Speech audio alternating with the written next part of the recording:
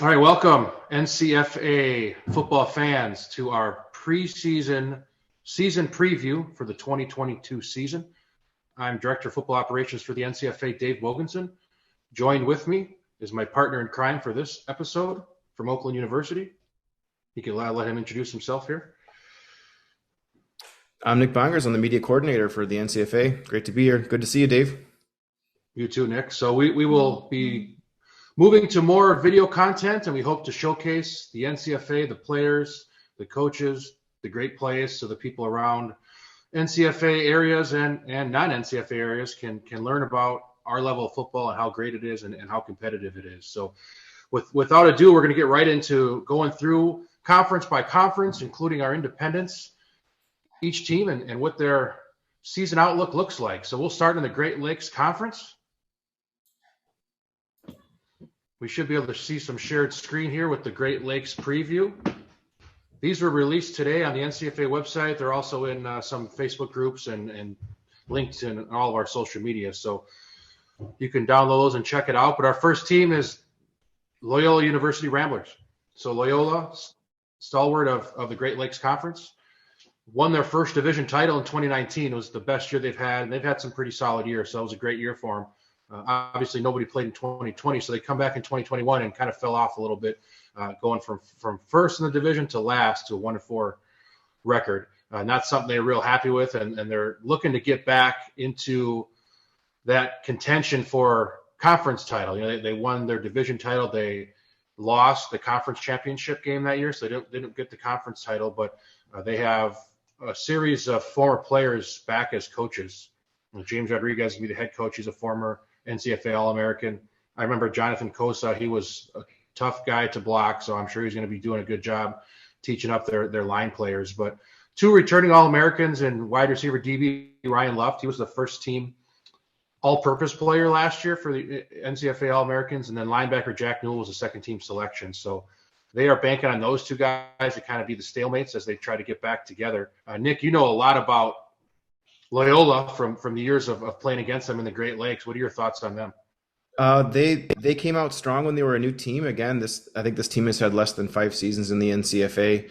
Over on that side of the Great Lakes, the big juggernaut to overcome was Robert Morris. They're no longer in the NCFA, but the last year they were in it, Loyola beat them. I know that UW Milwaukee and Robert Morris usually go head to head a lot in the past, and that was usually the team to beat, but Loyola over that side were able to beat them and get to that conference championship. I'm sure that they're looking to get back to that area once again this year. Yes, they look to regroup, try to get back in that mix. You know, that was a big win for them, beating, I think at that time they had turned into Roosevelt that year, and now they're no longer with us. But, you know, look for Loyola to be a team that's going to be tough to beat and has the possibility to make some noise in the Great Lakes Conference. All right, next up in the Great Lakes for our preview, Miami University, Oxford, Ohio.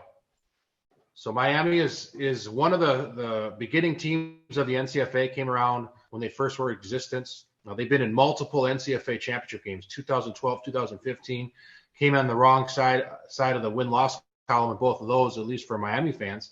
But last year, they had a little bit of a string of some bad luck with injuries and numbers, participation of players, and they've had some rough seasons the last few years. You know, they're coming back with 15 returning players. Joe Jackson, who's been coaching there for a long time, he's a Miami alum. He's owns a local dental office, and he was a D coordinator there forever. Been the head coach now for a few years. He'll be back. Matthew Hodge, leading rusher, second leading receiver, led them in touchdowns last year. He's back. He's also the team president. So I think Miami is looking to just have a rebuilding year. You know, obviously they want to win a conference title, win a conference championship, but, you know, based on what they did last year, trying to finish the season, be competitive in all their games and really build a foundation. And I think kind of what their goal is coming into this season. Right. Their last conference championship was 2015, and that was the year they went all the way to the national championship. So great field, great atmosphere. Like playing at Miami is always a treat. And with Miami, Ohio, no matter what their numbers are, they always play tough. So I'm sure they're going to come into the season pretty hungry. Definitely. Moving down, a team that Nick is very familiar with, one of the people behind getting this team started way back when. I think your first season was 2013, if I remember correctly. But, last year, Oakland, 4-4. And to you guys, I think that wasn't as good of a year as you anticipated and hoped for. You still did win a conference championship. So 6 conference championships and 2 national championships is a pretty great resume for an NCFA team. There's no doubt that Oakland is among the favorites year in and year out for the Great Lakes Conference. So whoever wins the Great Lakes this year is going to have to beat Oakland if it's not them who's winning it. So the big guy to look at for Oakland coming back is Evan Pletz, the returning quarterback, started 4 games for them last year. So he should be a guy that should be in the discussion as among the best quarterbacks in the league this season. There are going to be some really good quarterback play in the NCFA as there was last year. But I think they have a pair of two-way athletes that should help them do pretty good. Returning captains Devin Banks and Tyrese Johnson. So I'll leave it over to Nick to really give us the inside scoop on Oakland. But anybody who's playing a Great Lakes schedule expects Oakland to be very good and expects Oakland to be in the running for the conference championship for sure. Right. Five straight conference championships. The last team to win a conference championship that wasn't Oakland was Miami, Ohio in 2015. But with the NCFA, there's always changes. There's always conference shuffles. This conference is a whole new ball game, and that's going to dovetail us into the next team on the list. The big boy on the block is joining the Great Lakes again this year. So Ohio State University. They won the national championship in our league in 2019 and 2021. Considering there was no league in 2020, that puts them at back-to-back titles with a chance for a three-peat in 2022. I think all eyes will be at the quarterback position. That's kind of being the guy that drove them. He's coming back. I think this will be his last year. Kellen Gerenstein. He is an explosive player, can run the ball, can throw the ball. Basically, their whole offense goes through him. I'm talking to Coach James Grega. He's coming back. Numerous members of his staff are coming back. So they got a great coaching staff.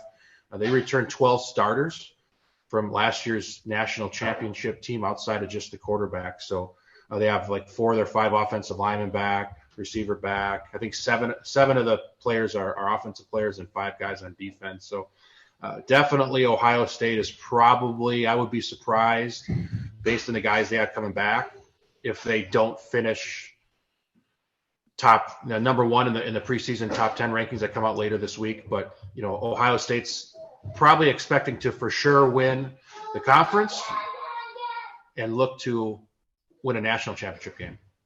Right. And the Ohio State pedigree is stronger than 2019. It goes back to, I think 2016 was the last time Oakland beat Ohio State. If you rewind the clock to 2018, Ohio State lost to the Apprentice School, who's no longer an eligible school to play in the NCFA. Had Apprentice School not been in the league the year that they won it all, it would have been Ohio State versus Oakland in the 2018 national championship. Apprentice School beating both Ohio State and Oakland. So to have Ohio State back into the Great Lakes Conference changes everything. They are the top dog. They are the team to beat. And with the collection of players coming back and the quality of coaching, we expect nothing less than what they did last year, which includes scoring twice as many points as they allowed. So that last year, I believe they gave up 150 and they scored over 300. So look for 327. I only looked at it when I finished up the previews. So George Mason scored the most. They had 350 points scored, but yeah, the explosive offense for sure. Yeah. We'll talk about George Mason. Yeah, we'll get to them. We'll get to them when we get to that next conference. Moving down the list, we got Michigan State Spartans over in Lansing, Michigan. John Beach returns as the head coach. They have over 25 returning players. And in the NCFA, rosters fluctuate a lot year to year. If you get 10 to 15 guys back from season to season, you're generally probably doing pretty good. So to have 25 guys coming back is an amazing thing for them and something that really could be the precedent of them having a really good season. They have a good 1-2 punch and Jack Donovan at quarterback, and then Sam Volk. He was fourth in the league last year in receiving yards, had over 500 yards. So those two guys could make a nice big play connection and give them their own explosive offense up in Lansing. Defensively, Ahmad Kareem, Andrew Campbell, they should have a nice defensive line, try to put pressure on the quarterback. I think that's going to be really important for Great Lakes teams that want to try to compete with Ohio State. Can your D-line get pressure on Gerenstein, and can they cause him to be uncomfortable? Because if you can't do that, chances are Ohio State's going to score a lot of points, and you'll have to win in a shootout. So I think Michigan State may have some pieces there where they can compete with the Oaklands and the Ohio States based on their personnel. Right. Beaches are great coaches, both John and Mark. Great all-around guys, too. You can always account for Michigan State having something up their sleeve, whether it's talent or, special plays or, specific scouting is superb on their end. They always come prepared, and a lot of the games they play are close. So look for them to come out swinging this year. Moving down, we have Toledo. So Toledo's a really big unknown for us this year. We're not sure exactly what they have coming back. We're not sure how many players they have coming back. It's just kind of one of those unknowns. And every year in the NCFA, you have 2 or 3 teams like that maybe weren't as organized in the offseason, didn't really have everything going on. Sometimes those teams end up being really, really good, and sometimes those teams fall off. So they had a 3-3 mark last year, a pretty solid season for a very young program. But we like to see what they can do this year, and if they can make that next step. It is a tough conference, so it's not going to be easy. But Toledo's a team that we'll have to keep our eye on early in the year to see how things play out with them. Right, club leadership did everything right when they started the team. They reached out to a lot of other teams, got a lot of help from established clubs. It was a real treat to see them come out last year for I think that was their inaugural season. And they upset some legitimate teams, I believe, and they really stuck it to like the 3 wins that they got. They really deserved. Their stadium is great. I believe that they get to play in the Toledo Stadium, which is always really cool for college club football teams. And I think the second year is the season that teams really come out to establish themselves. I think the first year you're a club, you just want to tread water. And then the second year you've got some things figured out. You can make some moves. You can do some things. So even though it's a complete unknown, I'm still really optimistic for their season. Definitely. Then our last look into the Great Lakes Conference will be the Wright State football program. Longtime NCFA members, kind of known for tough, hard-nosed defense, running the football. I know they threw it around a little bit last year, but just generally a tough, hard-nosed team to go in and play. Really nice facilities at Wright State. So they have new coaching staff, a couple former NCFA All-Americans. Marky Zernich enters his first season as head coach. Nolan Jackson is D coordinator. Former players, played a long time for Wright State, had a lot of success. 5-4 last year, they returned 15 players. So one thing I'm most optimistic about this year is the amount of teams that are just returning a lot of guys. So that's great. That's going to make for really good football across the board. Cody Smith's kind of leading the charge for them at running back. So what I think we can probably expect for Wright State to do is try to play really good defense, pound the football, and win some close games, trying to keep explosive offenses like Ohio State's off the field with good defense and clock control. Right. Familiar opponents, and Wright State has been part of the Great Lakes Conference before, just as Ohio State has.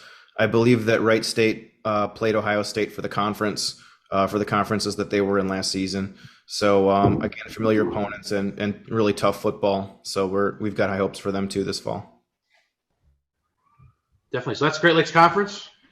We're going to move on to one of our next conferences here. I'll let Nick dial it up for us. North Atlantic.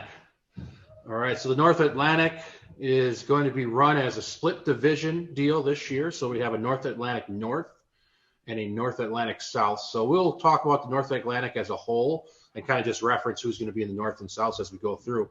So we start with Clarkson. Clarkson's been a long-time member of the NCFA. Didn't have a greatest year that they wanted to last year. I think they had high hopes for last year, and it just didn't come through. Battled a lot of injuries last year.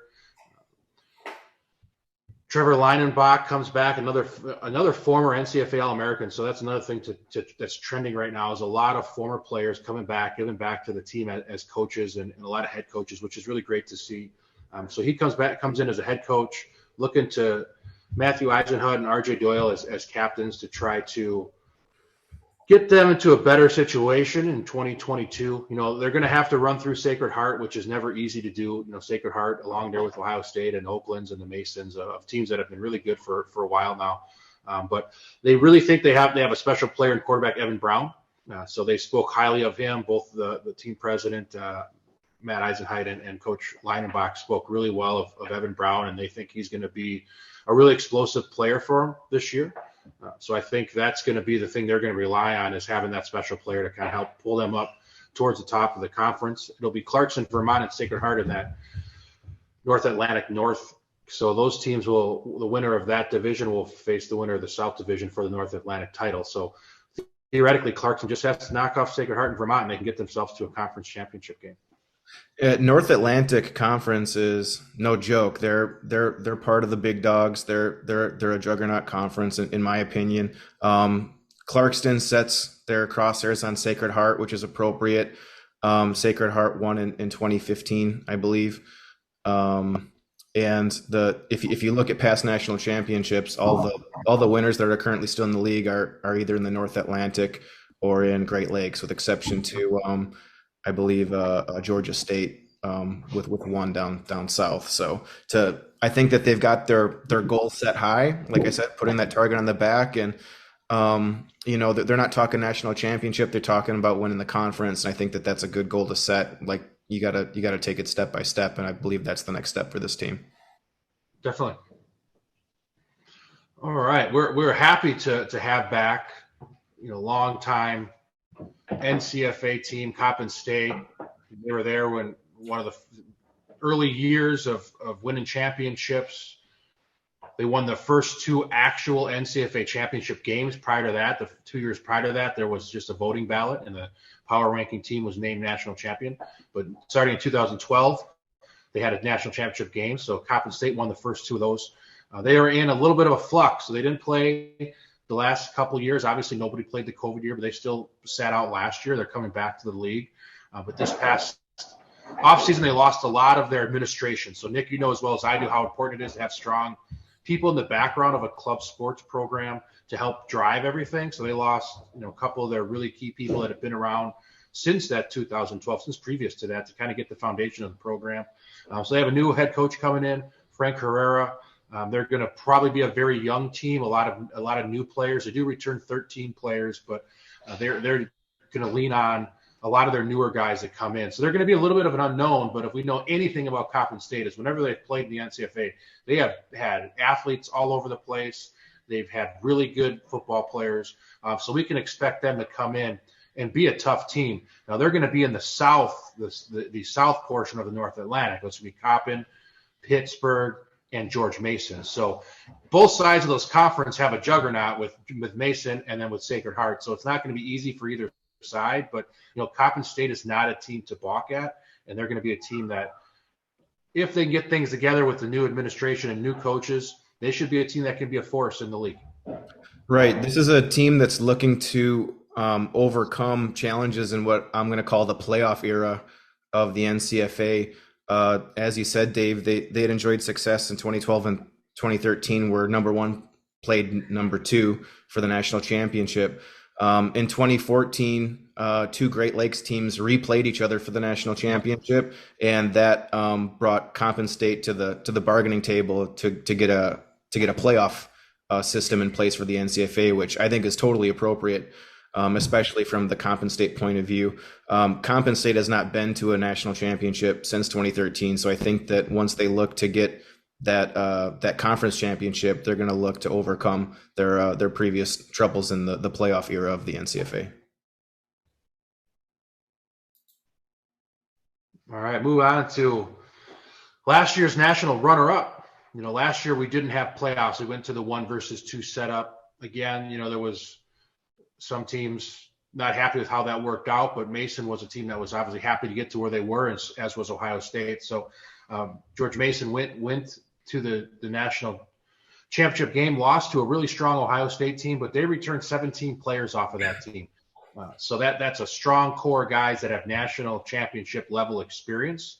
So we're looking for Mason to be, one of those preseason favorites as a team to reach that same level again, make the playoffs, get to the national championship game. So I think, Coach Mike Warden, the biggest question mark for me with George Mason is they lose their quarterback. He was Garansine is a great quarterback at Ohio State. This guy, Chase Soper, got more accolades than him because he had better statistics. Obviously, he didn't win the big game, but he actually transferred out. He's playing quarterback at Division I, Wofford.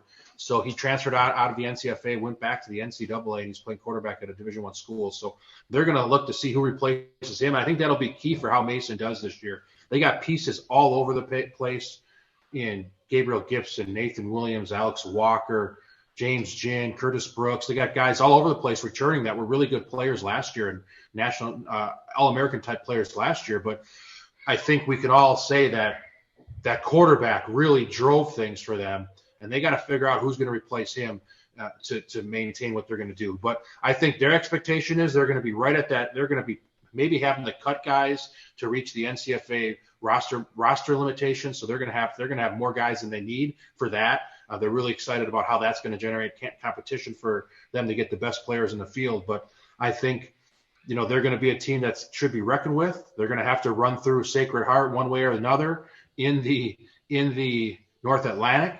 They are playing a crossover game, so we'll get a little preview of that in a non-conference kind of tilt in the regular season. But if they both win each side of that division, they'll face each other in North Atlantic Conference title game, which would be a great game to see. Having a full roster is a good problem to have. I know that there were other teams that struggled with that in the past. And, it was really great to see Mason live up to their expectations last year and to live up to a lot of the hype. I hear a lot of seasons, Mason's going to be awesome this year, Mason's going to be awesome this year. And last year we really saw it. If you look at their points allowed versus points scored, I think they tripled. They tripled the points they allowed and points scored. And it was by the hand and legs of their quarterback. So obviously that has some, but where there was one, you'll find another. So I think that the expectations are just as high for Mason this year as they were last year. I believe that as well. Internally, they think they're going to have a big year. So moving on to another North Atlantic South team, which you have to really pause when you say that. It's hard to get out of your mouth, but North Atlantic South Division. Pittsburgh coming back, had a pretty nice year for them, 5-3 last year, returned 17 players.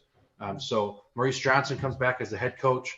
One thing that they're really looking at is kind of a three-headed monster wide receiver. Josiah Wiggins, Michael Marchese, and Afan Onaga really should cause some stress on defenses, having three guys out there that can kind of take the lid off, that can run around and make some plays. So that's kind of what Pittsburgh's banking on, is those three guys being tough to cover and finding somebody to get the ball to them. The North Atlantic, as we've talked about already, it's going to be one heck of a conference in 2022. But again, similar to Clarkson, Pitt can come in. If they can have a really good day against Mason, beat Coppin, they're going to walk right into the North Atlantic Conference Championship game against somebody from the top division there. So it's not as arduous as one might seem to get to where you need to go in the North Atlantic. You got to be really good on 2 days for those teams, and you could get yourself a shot in the conference championship game. Right. It'll be interesting to see what they come out with for numbers. 17 returning players is a good nucleus to build off of.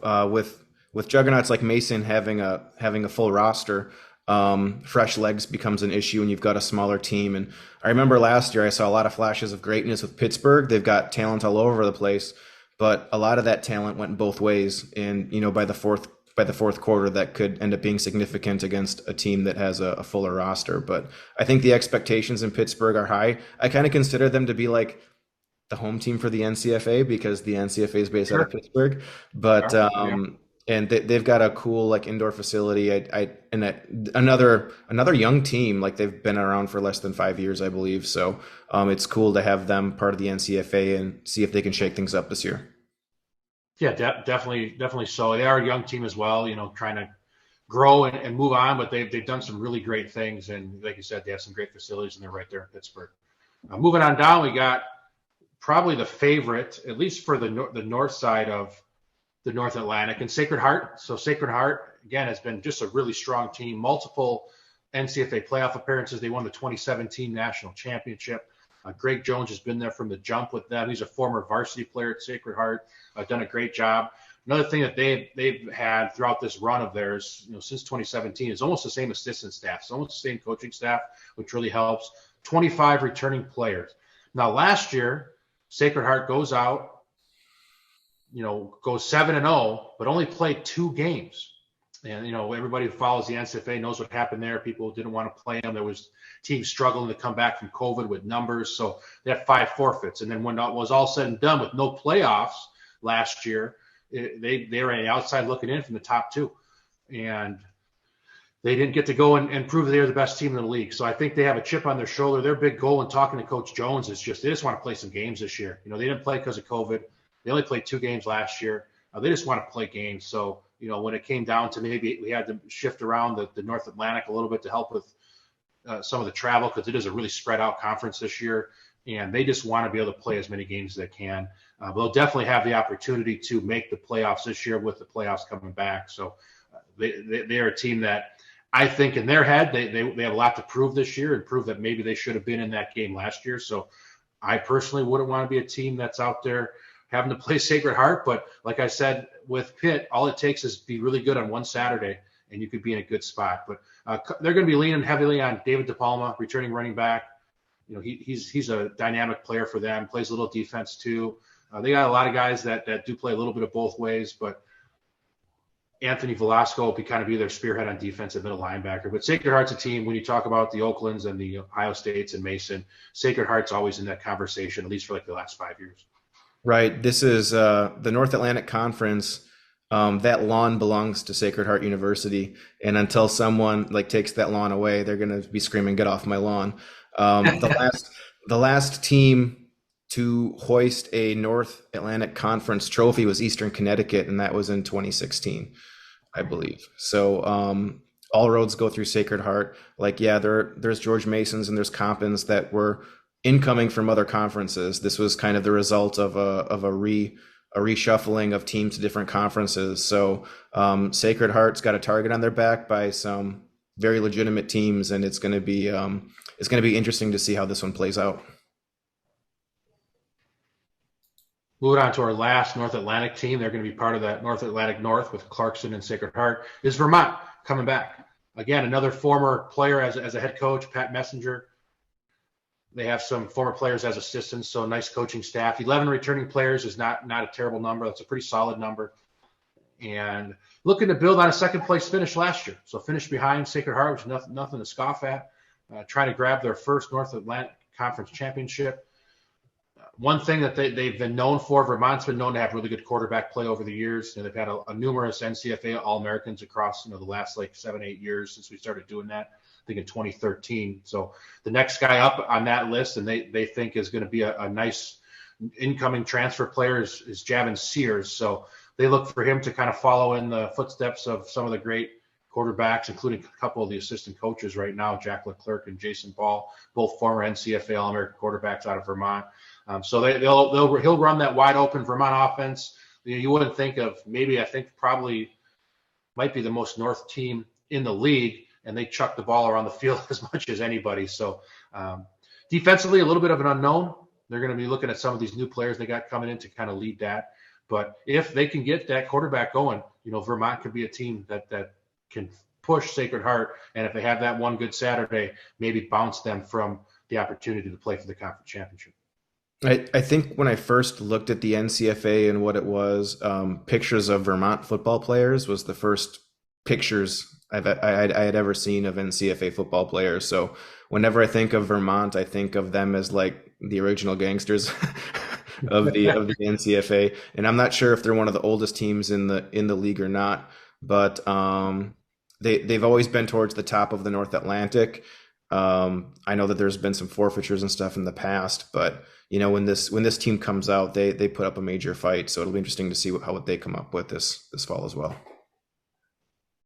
All right, we're going to move on to the South Atlantic and talk about what we got going on there. We had a little shuffling of teams, and it's been an interesting last month before the season here. So we'll start with our newest team, Central Georgia Tech Titans enter their first season in the NCFA and their first season in existence. So former Middle Georgia State assistant Terry Kendrick came in, kind of been playing the Nic Bongers role of behind the scenes as admin, but he's also going to be the head coach, assisted by Brandon Williams. So they're building the team from scratch. And when I talked to them in July, they were ordering their equipment. They're doing everything from scratch. So they're going to be an unknown team. We've seen teams come into the league, brand new unknown, struggle a little bit. I've also seen teams like when that Fort Lauderdale team came in, or the apprentice school, come in and light the league on fire. So they're leaning on it. They have a little quarterback battle going on between Zoe Bellamy and Eli Broadnex. One of those two guys is going to kind of run their offense. They're both very athletic guys. So the expectation is the guy that doesn't play quarterback is probably going to play somewhere else. We know that Georgia, SEC country, there's good football players floating around there. So there's probably good football players floating around that campus. So I wouldn't be surprised to see them come out right away. But Coach Kendricks, his goal is just to be better today than they were yesterday. And he's trying to build some foundation. So they're not talking about coming in and lighting the league on fire and winning a national championship. They're talking about coming in, building a foundation, and trying to set this team up to be a long-term member of the NCFA. That's a great outlook to have when you're a brand new team. Again, it's like the Toledo model last year. Just keep your head above water and run the club, and then year 2 is when you really kick it into gear. Having two quarterbacks, having a quarterback battle, that's a great problem to have, especially for a brand new football team. Nobody can scout you. Nobody knows what you look like. Nobody knows how you play. And for me, being a Midwest guy, when I see a team with the word Georgia in it, I think these guys are fast, or these guys are gigantic. They're going to be tough. They're going to be strong. They're going to be fast. I mean, like we all have these kind of assumptions on what these teams might look like based on where they're from. And if this team looks like how I imagine them in my head, they're going to be a player. Definitely think they're going to be a solid team. All right, moving on. We got Columbus State. So they've been a team that's been around the league for a long time. A little bit short of their goal of repeating. They had a solid year last year, but they won the conference in 2019. Didn't quite get there in 2021. So longtime head coach Mike Spade returns. 19 returning players. Their goal is really to come out and win the conference. It's going to be wide open this year. One thing we haven't talked about yet is we did lose a couple teams in the South Atlantic. Middle Georgia State has to take a little of a 1 year hiatus. They're not going to be around. And UNC Greensboro is not going to be a team any longer, at least anytime in the near future. They're moving to flag football for their club football. But so there's going to be a wide open conference. Columbus State feels like they have a chance, but they also know that it's not going to be easy. So I think you can expect Columbus State to be a well-organized team, well-coached team, a disciplined team. And if things go the way that they hope it's going to go, they're going to be standing there at the end. They should be considered one of the leaders in the clubhouse to take home the South Atlantic crown. This is one of those teams that's had a taste. They had a taste of that previous success, and with 19 returning players, they remember what that tasted like, and they want to do better. They want to get over that hump. So it's up to them and what their season looks like this fall, and it'll be interesting to see how it plays out. Okay, moving on to the team that beat Columbus State last year and took the conference crown. Again, there was no playoffs, so they didn't get to go anywhere, but that sitting on that South Atlantic Conference Championship, as they didn't finish in the top 2, but they were a very good team last year. So Kevin Atkins came in. He won Coach of the Year last year. So he's coming back again, only returning 11 players. So for a team that comes from a conference championship, 11 is about an average returning. It's not bad, but you like to see them bring back maybe a couple more guys. They really think they have a great quarterback coming back, Neil Howard, returner. Pacer Kincaid coming back.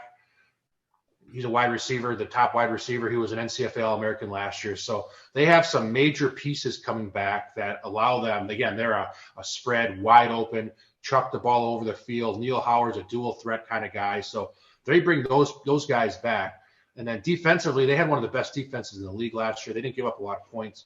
They're returning 7 starters off that defense. So Jeremiah McDermott, Jamarco Hughes, Amari Drake, some really key players off of one of the best defenses in the league coming back. So if you can return that 1-2 punch at quarterback wideout and 7 starters from maybe the best defense in the league last year, I think you're probably going to be in that discussion to be that Sacred Heart, that Ohio State, that Oakland, Mason discussion. Gordon State's got to slide in there too as a team that could have a chance to go all the way this year.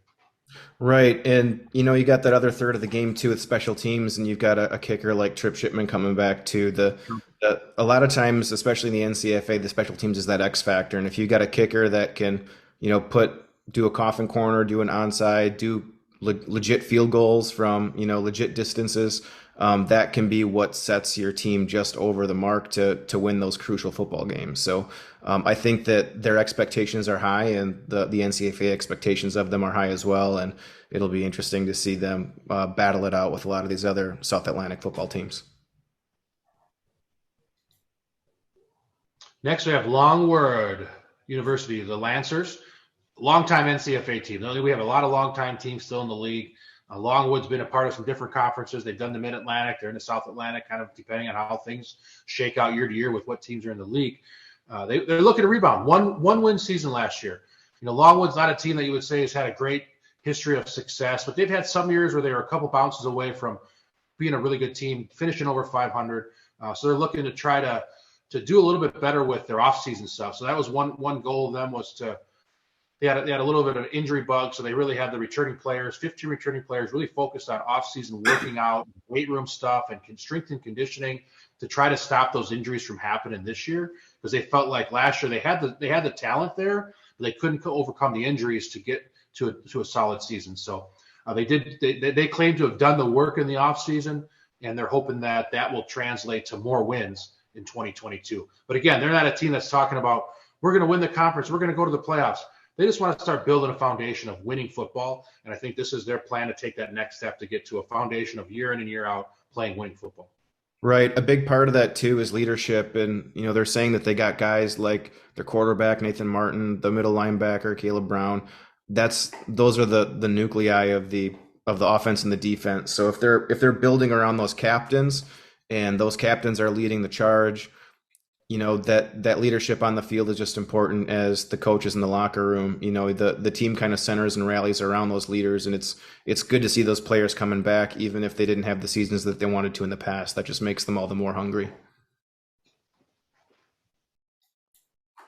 And our last look into the South Atlantic Conference is University of South Carolina. So they're coming back. They've been a team that's been in the NCFA for a long time. They maybe go out for a couple of years, come back in based on how the numbers they have.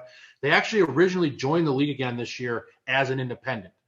So they kind of missed the deadlines for conferences. They were coming in along with Milwaukee as an independent.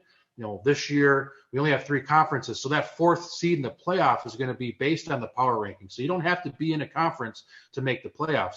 But then, this last month we had all this movement with some teams falling. We had a vote. We got South Carolina in. That was really easy because they were already playing all the other South Atlantic teams in non-conference schedules. So we slide them in. Jake Arnold takes over as head coach, former player, and they come in and they feel like they have enough talent to compete for a South Atlantic title. They feel like they have a talented team. They did play last year. And so they were not in a hiatus or anything. They just weren't in the NCFA. So they played last year. They played some games last spring. They feel like they have the talent necessary to compete and to maybe win the South Atlantic Conference and get into the playoffs. So, they have their biggest threat, they feel offensively, is Tom Kane, a big tight end, also plays defensive end. Nate Milewski, team captain, offensive lineman. Hayden Shin's going to be the guy throwing the ball, but they're really high on what Tom Kane can do. I think he's a special player, and they feel like they can be somebody that kind of comes out of surprise and, hey, look at us. We're the conference champs. You bet you didn't think that. So South Carolina coming back. Right. It's cool to see former players become coaches, especially with the NCFA lineage. And there's something to it. And I know that even Sacred Heart has had a former player to coach. Ohio State is probably the best example of that, having former players be coaches. I know Loyola's had former players as coaches, and now Oakland is starting to do that as well. I think there's really something to that, and it's great to see from a league perspective to see these players play out their eligibility and still be part of the team in some way with coaching, and with them with their experience, knowing what the recipe of success is translates to them being coaches too. So I think that they've got the right pieces in place in order for them to be successful. So South Atlantic can be wide open, as we kind of every conference this year with the way the alignment is going to be wide open. But we do still have one independent team we got to talk about here. Again, there's only going to be one with South Carolina sliding in, but University of Wisconsin Milwaukee Panthers coming in as an independent. So last year they finished their regular season undefeated, and they went up, played the conference championship. I think they actually hosted that game last year, and Oakland was able to get that win. So, if Milwaukee were to go, I think they're playing 5 games against mostly all Great Lakes opponents, I believe, this year. If they go 5-0, they got a great shot at making the NCFA playoffs. So Mike Schwann, another former player. So again, that trend has been across the board, across the league of former players coming back to be coaches. He's going to be the head coach. They have a strong core coming back of 18 players. I've seen that they've done some recruiting and that they feel like they're going to be pretty strong on defense with Max Brown and Nathan Bruno kind of holding things down until they figure out where the offense is going to go. But Milwaukee kind of controls their own destiny. So, I can't think off the top of my head what 5 teams that they're playing, but if a couple of those teams end up having solid years, having good years, and Milwaukee beats them as one of their own few losses for the other team, they could theoretically be that 4th seed. So definitely control their own destiny. A team that's been around for a while, took a little bit of a hiatus from the NCFA, but came back last year and they're coming back again. So you know them well. You've played them many times over the years. Yeah, I'm going to make a prediction, Dave. Defensive Player of the Year, Max Brown, linebacker for MEW Milwaukee. Okay. That talk about a dominant linebacker, to see him coming back. That guy is a force. He even played a little bit of quarterback, I think, in the national championship, just because he had that Dante Culpepper kind of like, you're not going to sack me, I'm just going to stand here and throw it. Of course, Milwaukee talent all over the place. It's unfortunate they didn't put stats in the system last year. This is a kind of a reminder to all teams. Put your stats in the NCFA website as soon as the game is played, because then your players like Max Brown can be eligible to win All-American awards. Here's a guy that, I would have penciled in for Defensive Player of the Year when most teams want to elect players on their own teams. I would have penciled in his name, but I didn't have any stats to back it up. They weren't on the website. I just knew what I saw. And again, Milwaukee talent all over the place. A lot of their games were tight. They won a lot of games last year, like you said. And I'm sure even as an independent, they want to grab that spot in the playoffs. That's kind of the next hump for them to get over. So it's up to them how that plays out. Yeah, and it's a year-to-year thing. We've never had this opportunity before. If you were an independent, you had zero chance of making the playoffs. So it was only the conference championship from the 4 conference. But the way things worked out with the amount of teams that came back, only having the 3 conferences allowed us to have that capability. So I think it's going to be a great year. I think the common theme around talking about each of these teams is twofold. A lot of guys coming back, and that's going to make for good football, fast starts for teams, and you have so many guys coming back. Our level is not having giant training camps and all kinds of 2-a-days. So the more guys you can have coming back, the quicker the start you can get, and the amount of teams that are now coached by former players. I think that's a testament to what the NCFA has grown to become. Is just something that guys are really proud of. And it's no longer, not necessarily that it was, but it's not this fly-by-night, intramural style thing that some people think we are. It's really good college football. Look at Chase Soper. There's guys playing this league that could be playing at NCAA schools that choose not to because they want to attend that university they're going to. And most of the schools outside of a couple don't have varsity football. So, people want to go to Oakland because of the education they can get there. And they still want to play football. So you're getting some really quality players across our league.